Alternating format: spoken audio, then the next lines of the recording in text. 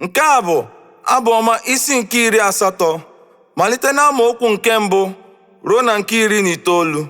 Isiokwu: ekpere nke iweta nlekwasị anya nke Chineke.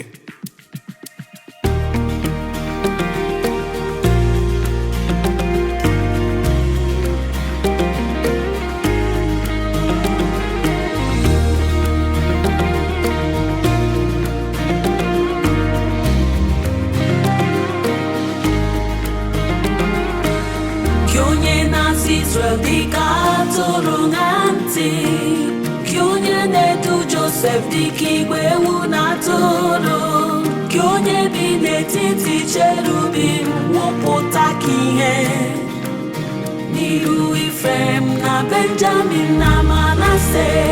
Kpọteghị dike gị jee ịzọpụta anyị, Chineke mee ka anyị lata, mekwa ka iru gị nwa ewezọpụta anyị.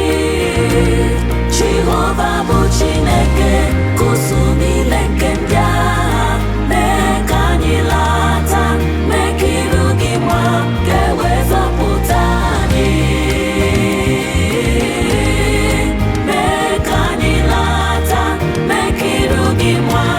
Jehova bụ Chineke